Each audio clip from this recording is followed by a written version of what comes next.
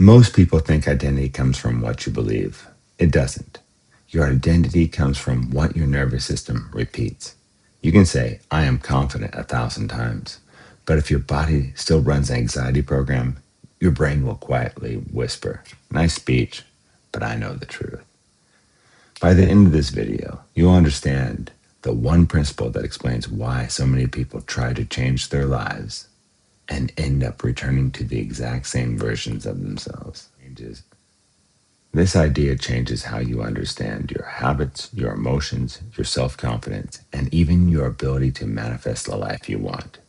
Because identity is not a motivational statement. Identity is a biological pattern. And if you don't understand how that pattern forms, you will spend years trying to mentally convince yourself of something your nervous system simply does not believe. There's a hidden rule here, a rule that explains why some people change quickly, while others stay stuck for decades.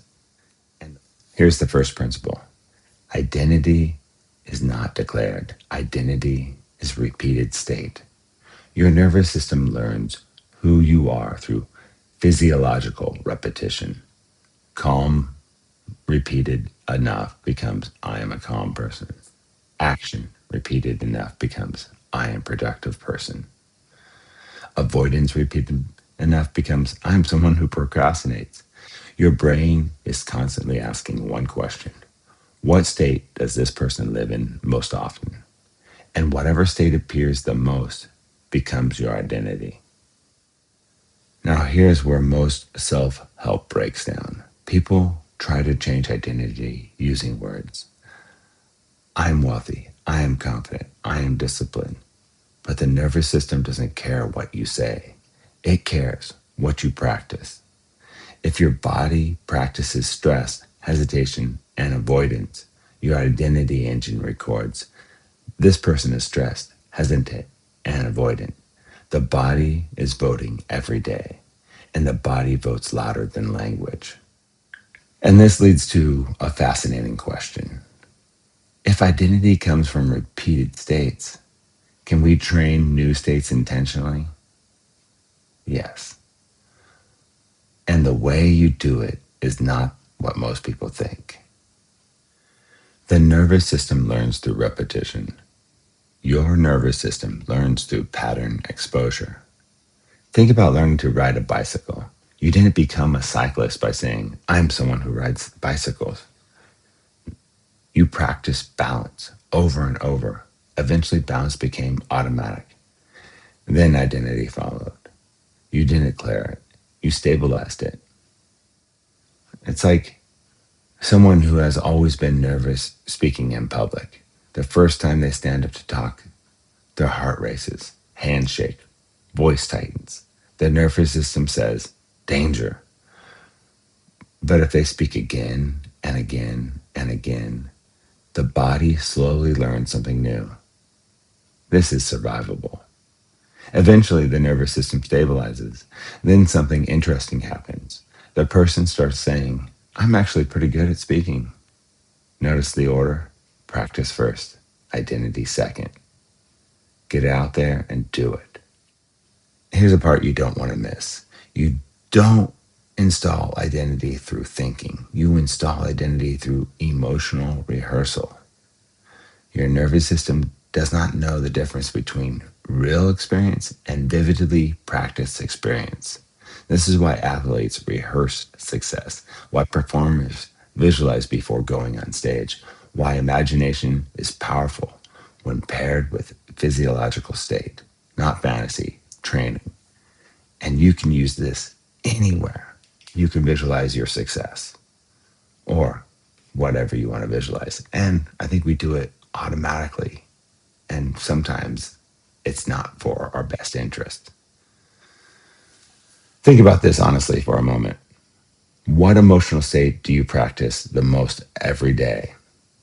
Because whatever state you repeat is quietly becoming your identity. I am must match the body. This is why affirmation culture often fails. People say, I am confident, but the body is tense, breath shallow, posture collapsed. The nervous system detects the mismatch, and the brain rejects the claim.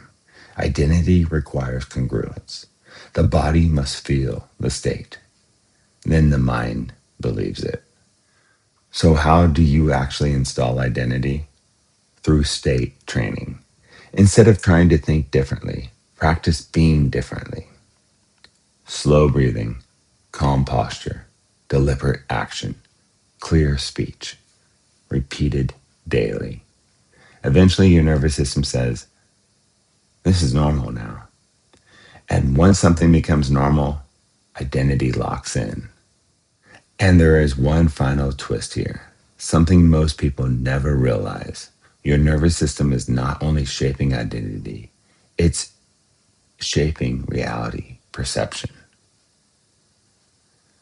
Identity filters reality. Your brain filters reality through identity.